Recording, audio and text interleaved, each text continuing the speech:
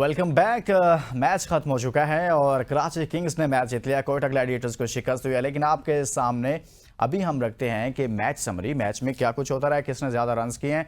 देखा जाए तो 175 रन्स 7 विकेटों के नुकसान पर बनाए कराची किंग्स ने, जवाब में 119 रन्स बना सके कोयटा ग्लैडिएटर्स। उसके 9 खिलाड़ी आउट हुए, लेकिन कैप्टन सऊद शकील जो ओपन की जिन्होंने वो नॉट आउट गए हैं। 40 बॉल पर 33 रन्स किए हैं। ये समझ से बाहर है कि वो करते क्या रहे हैं। 56 रन से कराची किंग्स ने आज का मैच जीता है।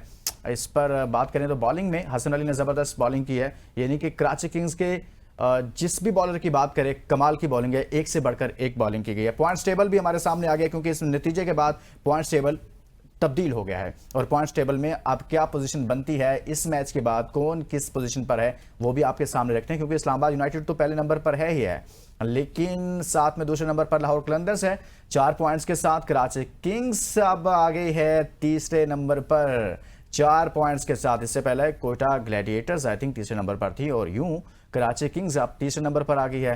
कोयटा ग्लैडिएटर्स इस वक्त है चौथे नंबर पर 2 पॉइंट्स के साथ। मुल्तान और पेशावर बिलतरतीब 5वें और 6ठे नंबर पर मौजूद हैं। इस पर बात करते हैं, हमारा पैनल हमारे साथ मौजूद है। सबसे पहले तो अगर बात की जाए हसनैन, सऊद शकील साहब क्या करते रहे आज, मुझे समझ नहीं आई क्या बैटिंग की है उन्होंने। ये उनको दाद देनी चाहिए कि यार आप क्रीज पर रहे हैं, या ये दाद देनी चाहिए कि मैच हरवाकर कैप्टन बाहर आया, पहली बॉल पर गया था, आखिरी बॉल तक खेला है, क्या कहेंगे? मैं इस पर बात करूंगा सऊद शकील के हवाले से, क्योंकि मैं सऊद शकील का बहुत बड़ा फैन हूँ। He is a complete batsman. Skill के हवाले से उस पर कोई डाउट ही नहीं है। मैं अक्सर उसको लारा कहा करता था अपने दोस्तों में, लेकिन आज ये साबित हो गया है कि he is not T20 batter, he is not a T20 player.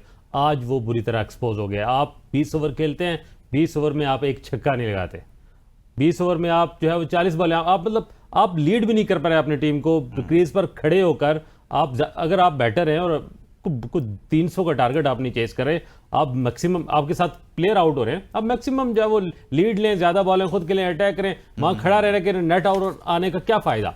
और प्रॉब्लम ये हो रही है कि अब मेखल एलन और जो है वो हसन को इनको मजबूरन अब उसे उन्हें ओपनर भेजना पड़ेगा। लेकिन सवाल यह है कि फिर आप सऊद शकील को कहां छुपाएंगे पीछे। बिल्कुल एक और बाबर आजम तैयार हो रहा है हमारे T20 फॉर्मेट में कि जिस बंदे के पास hard hitting big hit ability नहीं है, साबित हुआ कि वो T20 का प्लेयर नहीं है। सर वो कैप्टन है शाकिर। यही तो इशू है कि बाबर आजम भी T20 का मटेरियल हम नहीं है ना, लेकिन कैप्टन है, उसने भी वहां कब्जा किया हुआ है ओपनिंग स्पॉट पे।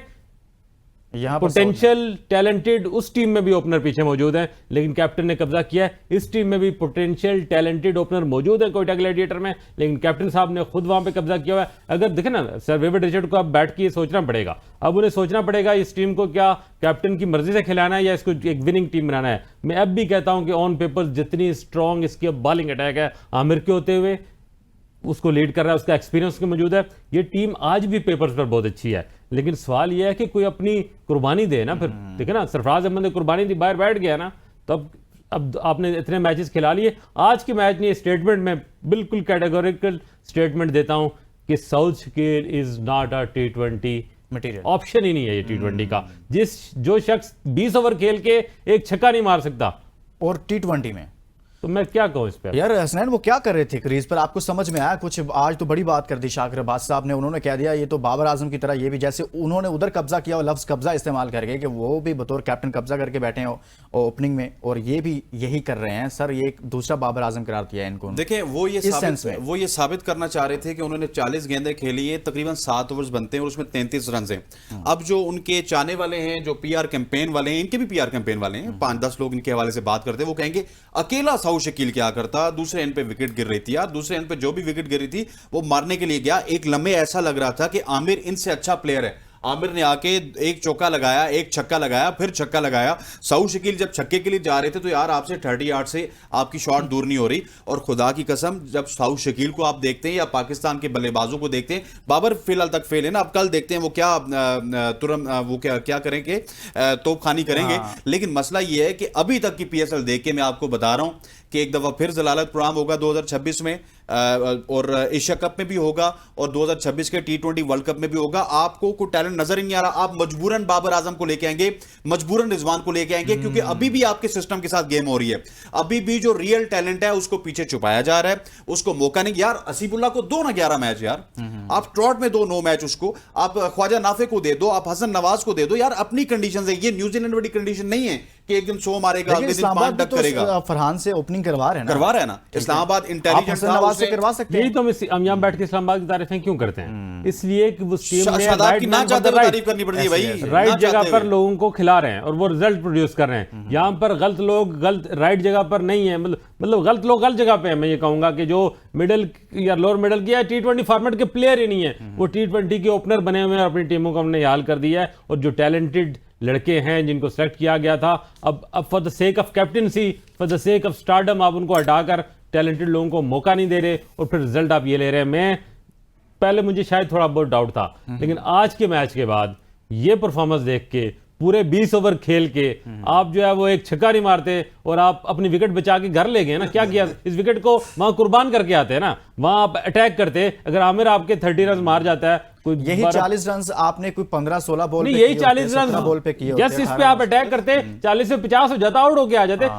कोई इंटेंट तो दिखाते। आप वहां मतलब टेस्ट मैच ना आपने सही रोटेशन की, ना आपने ये किया कि जो आपके साथ विकेटें जब गिरने होती हैं, आप कैप्टन भी हैं, सीनियर बैट। मैं बार ये कहूंगा कि सऊद शकील की एज अ बैटर जो उसकी एबिलिटी है, जो क्लास है, उसका मैं फैन हूं, लेकिन वो T20 का प्लेयर नहीं है, ये साबित हो गया। मेरे पास उसके बाद वापस आता हूं क्योंकि वो स्किप ना हो जाए, तो बड़े अहम है क्योंकि बड़ी अच्छी परफॉर्मेंस उनकी जानिब से। प्ले कीजिएगा कि आज उनकी परफॉर्मेंस कैसी रही आज के मैच में। देखते हैं 47 बॉल पे 70 रन किए हैं। इस तरह से सऊद शकील साहब को इनसे सीखना चाहिए कि बैटिंग करते कैसे हैं। सर सऊद शकील, एक मेरी बात सुन लीजिए, आप आईपीएल उठा के देख लीजिए, मुआवजना आप उनके साथ करते हैं कि आईपीएल के साथ हमारा मुआवजना है, हम आईपीएल की विंडो में मैचेस करवा रहे हैं, हम आईपीएल के साथ मुकाबला करेंगे। ओपनर कौन है? जायसवाल, यशस्वी जायसवाल। वो सेंचुरी लगाता है 40-50 बॉल पे। उसके बाद अभिषेक शर्मा सेंचुरी लगाता है 40-50 बॉल पे।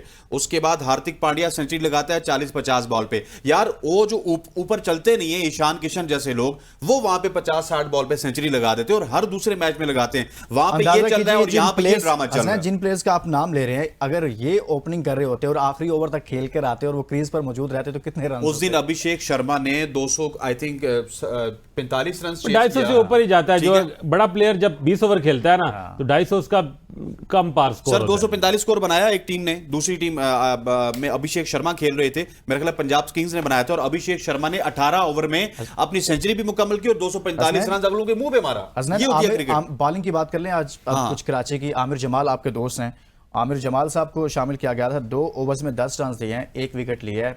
कैसे देखते हैं इस? देखिए आमिर जमाल के साथ वंस अगेन ऐसे क्रिकेटर है जिन्होंने ऑस्ट्रेलिया में जाके परफॉर्म किया, पाकिस्तान में परफॉर्म किया, उनके साथ ये भी ज्यादती होती है कि आप आपके जानने वाले इसलिए तारीफें तो नहीं, इसलिए तारीफें नहीं कर रहे यार, जिसकी यार एक वैल्यू होती है ना।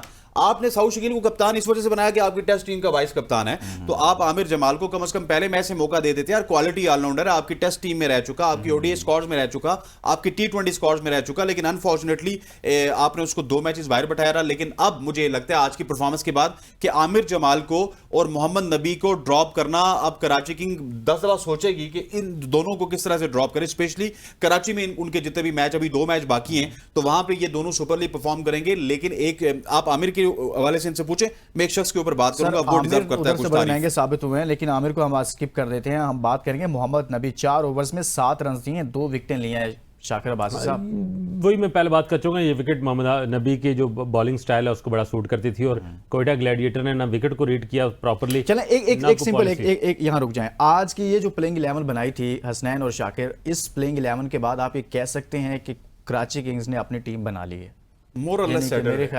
कराची की टीम सेटल है, लेकिन सामने की टीम जब इतना बुरा खेलेगी तो ये और देखे ना, कोई कंपेटिटिव क्रिकेट आएगी इनके सामने, तो हम देखेंगे ना ये क्या इनके भी क्या पोजीशन है। अब नबी की बॉलिंग को ऐसे जाके खेला गया जैसे भाग भाग के आप खेल रहे हैं, जबकि जरूरत थी कि उसको थोड़ा लेट खेलें, पास आने दे बॉल, अटैक ना करें, रश ना करें। कुछ कल के मैच पर बात कर लेते हैं। पेशावर ज़ल्मी और मुल्तान सुल्तान से एक अहम तरीन जुमला हसनैन लियाकत साहब की तरफ से आई है। हसन अली एक वाहिद बॉलर है जो कि अपने आप को इस वक्त T20 फॉर्मेट के लिए साबित कर रहा है, और वो ये कह रहा है कि वो आपका दरवाजा नॉक कर रहा है। इस तरह की परफॉर्मेंस देना सारे, तो हम उनकी तारीफ भी करेंगे। हसन अली की चित्रोल भी हम करते हैं। ड्रॉप हो टीम से से कौमी टीम से ड्रॉप हो, फिर जाएं और फिर परफॉर्म करके Yes. आएं। आप देखिए वो परफॉर्मेंस Right देगा now he is तो knocking. हम भी बात करेंगे, जब वो नहीं दे रहा तो हम सब तनकीद भी कर रहे थे कि भाई बिल्कुल अर्सेनल ऐसे। क्या कर रहे हैं। खैर अब कल के मैच की बात करते हैं और कल के मैच में हेड टू हेड आपके सामने रखते हैं। बड़ा टाकरा होने जा रहा है कल, पेशावर ज़ल्मी वर्सेस मुल्तान सुल्तान्स। और इसमें देखें अगर पीएसएल की बात करें तो ये पीएसएल में पेशावर ज़ल्मी जो है वो अच्छा परफॉर्म नहीं करी और मुल्तान सुल्तान्स भी अच्छा परफॉर्म नहीं करी। पेशावर जो है वो इस वक्त 6ठे नंबर पर है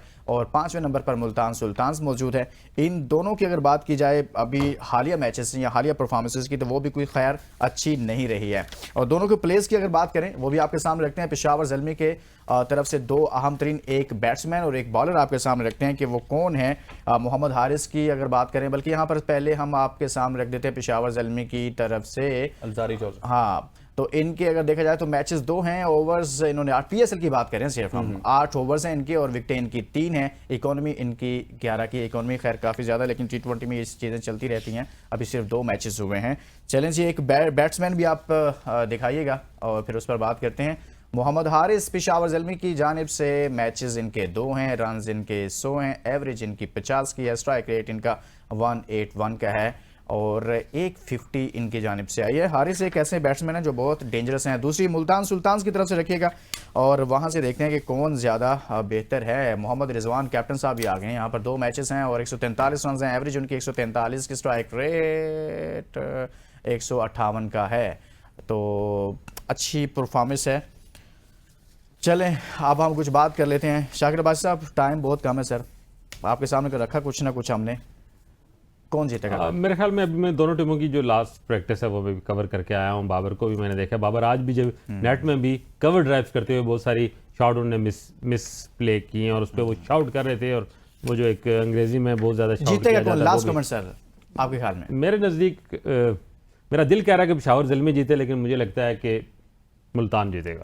सर दिल पे जरा थोड़ा गौर करें। जी जी, कल मुकाबला है बाबर और रिजवान का, कल मुकाबला है लर्न वर्सेस लर्न का। जीतेगा अब कौन? देखते हैं विन कौन करेगा। नहीं लेकिन एक मुझे- नाम बताएं हसनैन, ये नहीं मुल्तान फोरी मुल्तान सुल्तान्स। बहुत बहुत शुक्रिया हसनैन लियाकत आपका और शाकिर अब्बासी साहब आपका। आज के मैच पर हमने बात की और कल के मैच में देखें पेशावर ज़ल्मी जीती है या फिर मुल्तान सुल्तान्स, दोनों तरफ से दोस्त भी हैं, कप्तान भी हैं।